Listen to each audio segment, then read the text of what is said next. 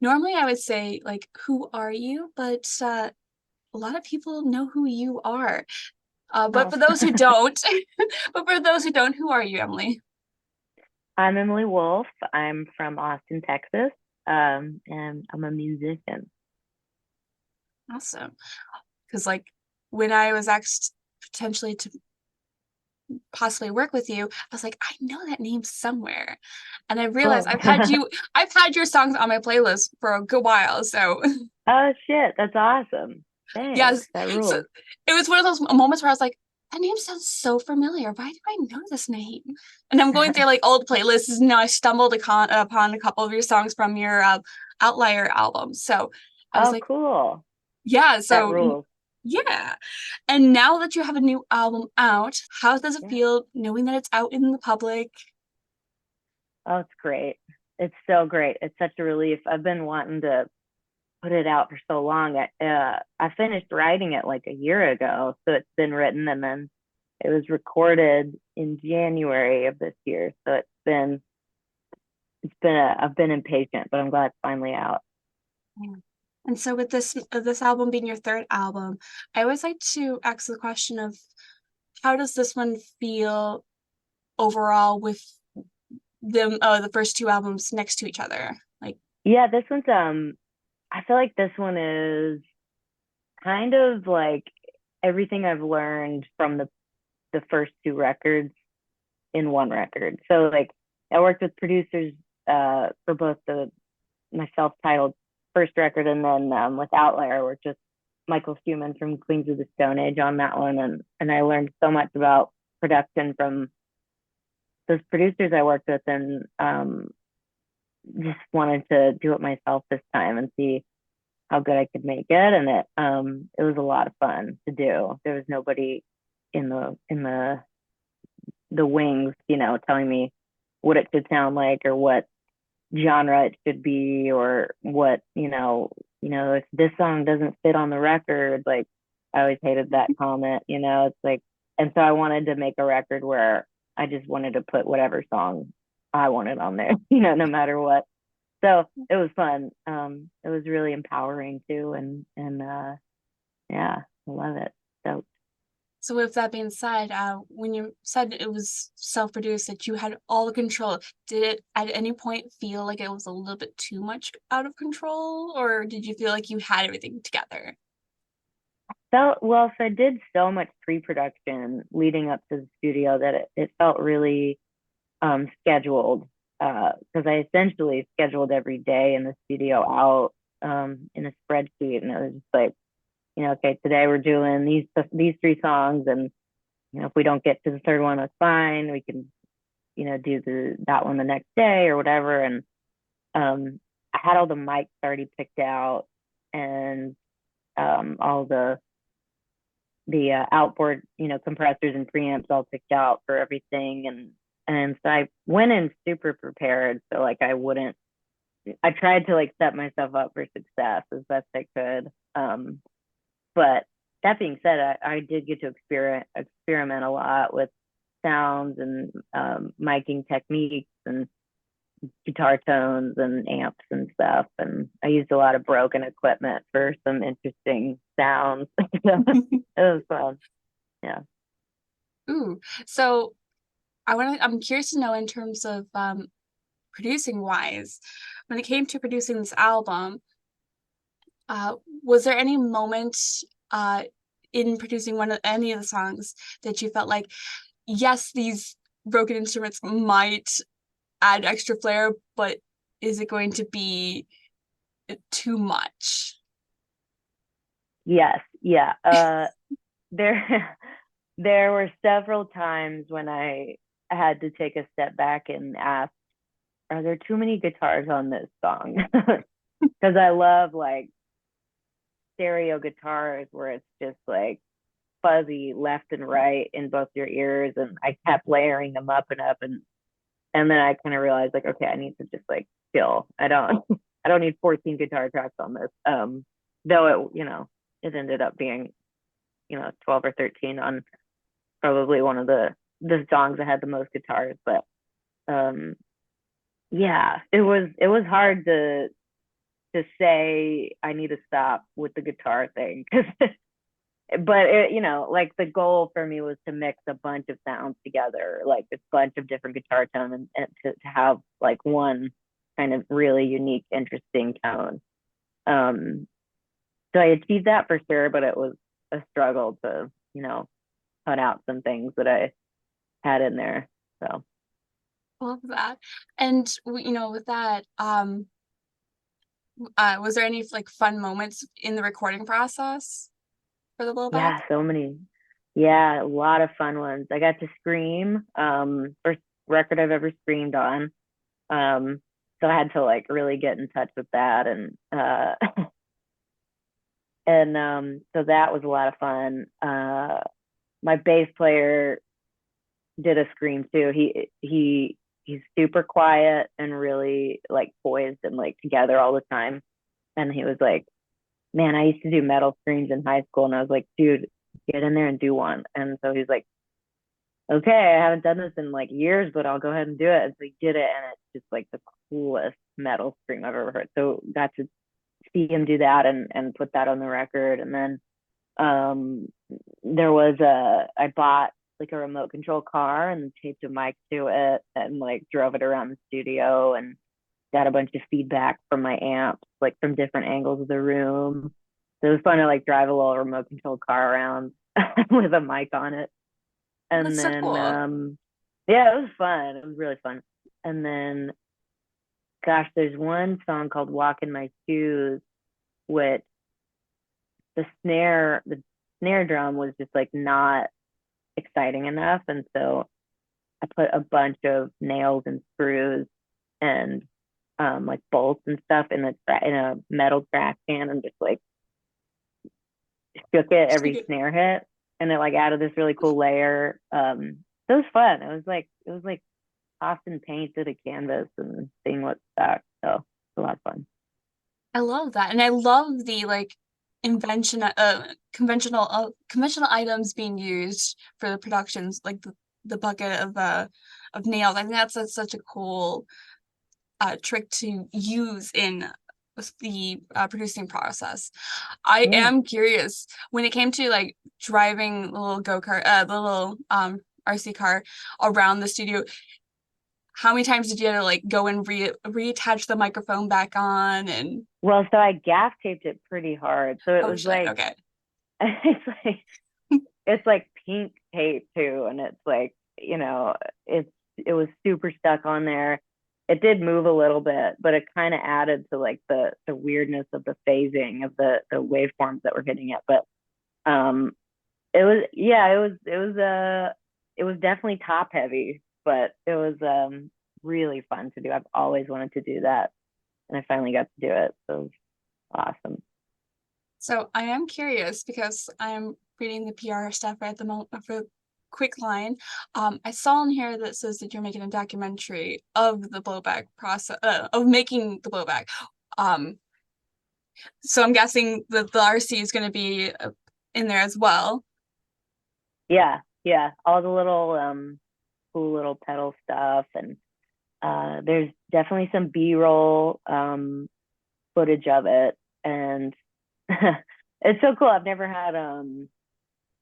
had footage of like the making of an album before. It's always been, like, okay, let's do a music video. And I just felt like doing a music video was not real enough for what this record is. Like I wanted people to see behind the scenes of it because it's such a vulnerable album that it's like, why not just take it a step further and just like put a camera in there and so um instead of like a narrative music video with this album, it's like a little mini doc of the production process.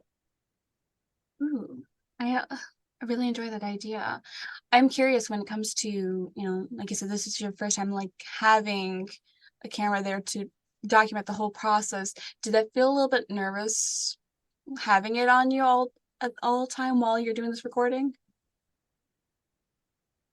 Yes and no. There was there's an interesting like phenomenon for me that happens when there's a camera around, that it's like it makes me want to be my absolute best, like the best musician I can possibly be, because it's going to be documented.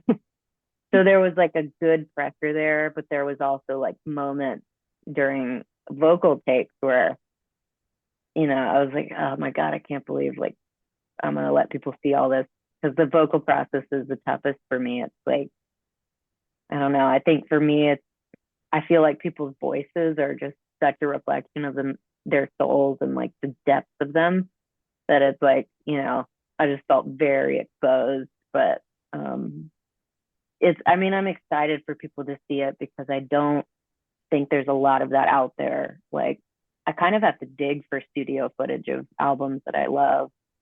And uh, yeah, I wanted to kind of give people something different. I like that. And so with that in mind, how much footage is going to be shown of you doing certain core, because like you said earlier, digging for information of albums you like. I'm curious to know in terms of like how much of the documentation process are they gonna cover, or is it going just to be kind of like an outline? That Well, makes sense. there's a big interview portion that's kind of chopped up throughout the whole thing. And then there's a little bit of me in this room, which is where I cut all the demos and write all the songs. And then there's a lot of studio footage. There's a whole section of vocals that is kind of like, watching myself jump off a cliff. So it's a really exciting, really super, like, it's a human part of the process that I think is really cool to see. Um, but yeah, I mean, it's about 10 minutes, but it's really, really interesting, and it's a fun watch. So that'll be out, I think it's coming November, I think. Ooh. And that's gonna be right in the middle of your tour. My gosh. Yeah. And This is the greatest segue I'm gonna ever have in the history of interviews. So with that being said, you're going to be on tour with Gaslight Anthem as well with um Black Black Joe Lewis. I yeah, get the Lewis came in first, but I couldn't remember what the first part was. So you're going to be yeah. on tour with both of them. I'm curious, since it's been a moment since you've been gone on tour, how are you feeling about the whole experience? 'Cause I know you just went on, just did a couple festivals last weekend. Yeah, man, it's been such a gnarly touring like fall for me. I think I've been on the road for like off and on like 3 months straight, which is so intense. It was like really, really a lot of work, and I'm glad to have like a week off before I go back out with Black Joe Lewis, and I'm so excited. It'll be a lot of fun. He's a fellow Austin, Texas musician, and a really great dude, and it'll be fun. And we're doing like the West Coast together. And then in March next year, I'll go to Europe with the Gaslight Anthem for a month. So that'll be fun. So and then my question of the day, because I see it behind you, are you a big fan of Gaslight? Big fan, yeah, big fan. It's funny because I listened to Gaslight in high school a ton, and then the lead singer Brian and I connected on Instagram, and we ended up like developing a really cool friendship. And we mail each other guitar pedals and talk every day, and it's we're just really great buddies. And so he's been a huge champion of mine, and it's really cool to see somebody that established just like take other artists under their wings. So yeah, it'll be a blast to go hang with my friends in Europe. That's awesome. I'm curious. So what's been the favorite pedal you've gotten from him? Oh my gosh, the King of Tone. It's in a road case right now, but it's the Analog Man King of Tone, which is like Mhm. there's like a 4-year wait list for this pedal, so it's like pretty fucking crazy that he Oh gave it to me. shit. But I gave him like my one of my blues drivers, and then a couple of others. But we just like swap gear all the time, and yeah, he Oh, we're just great friends now. well, and you know what? This is probably the second worst segue into it. Oh my gosh, first off, the fact that you have two guitars through Epiphone is insane. Oh, yeah, And then this new one that just came out is beautiful. How much thanks. I'm curious to know in terms of creating the White Wolf collection, White Wolf one, how much thought did you put into this? Oh man, so much. So the first one was a black version of the new white one. And so it's the same guitar, it's just a different color and finish. Um, but yeah, it was tested a lot of different things. The prototype was um the pickups were so crazy loud that the first prototype was just squealed every time I turned on a fuzz pedal or something. And so I had to like go back, and we had to adjust the pickups and make them lower output, and then everything down to like what type of wood do you want to use was part of the process. And um yeah, I love designing guitars though. It's a lot of fun. Maybe I'll tackle pedals too. I think that'd be a fantastic second step. Yeah. I'm like looking at this guitar and I'm just like, this is insane. I love like I love how the deep ridges in there next to the oh my gosh, the turnbuckle. I couldn't think of the name of the. I'm not saying I've been on and off playing guitar, so I don't know all my parts, but I just love how it's designed. I'm curious in terms of the weight wise, if it feels more comfortable uh rocking with that one as opposed to your other guitars, because I know you have one that has the two head or the two neck. Yeah, the double neck. Oh man, the double neck is so heavy. But it's so much fun. But my signature ones are also kind of heavy. Um, and it's funny because like older people who play are always like, "This is such a heavy guitar." Like, and I'm like, "Yeah, because I like heavy guitars. Like, I like them to be like kind of like intense, like to be on my body. It's like fun because if I play a light weighted guitar, I just don't feel as connected to it. Um, so it's probably about 9 pounds, 8, 9 pounds, which doesn't sound like a lot, but when it's on your shoulders for a while, Yeah. it can get pretty heavy. But yeah, so there's that. But the double neck, I think that I'm not sure how much it weighs, but it is super, super heavy. Wow. So, with that being said, now that the album's out and I'm curious to know in terms of, we'll throw it back to the 20th again. First time performing the songs, how did it feel to have it being performed in front of a crowd? Oh my gosh, it was terrifying. Yeah. So I performed the song Silencer in San Diego for the first time back in, I think it was this past summer, but it was so scary. Like because no one had heard it, and it's a really intense song, and there's like a verse of like punk vocals that I am not used to doing, and so but we got through it. And the more we do it, and the more I've done it, it's easier and more fun to play, and it's just like kind of anything, I just have to settle into to those songs. But yeah, we've been playing like 4 or 5 off of the new record live so far. And then after the holidays, we'll be able to have the full record all worked up between me and my band. And but it's a lot of fun. It's really fun. It feels like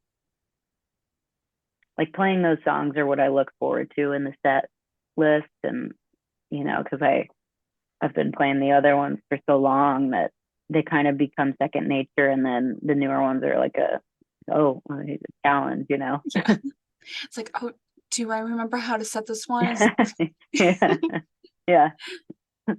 Well, I cannot wait for everybody to hear the album if they haven't already.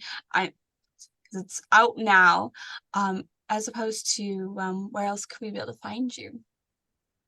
Yeah, you can find me on my website, emilywolfmusic.com. It's got all my tour dates there and tickets if you want to buy tickets to a show, and then um, Instagram and all the platforms, and then Spotify, Apple Music, all that stuff.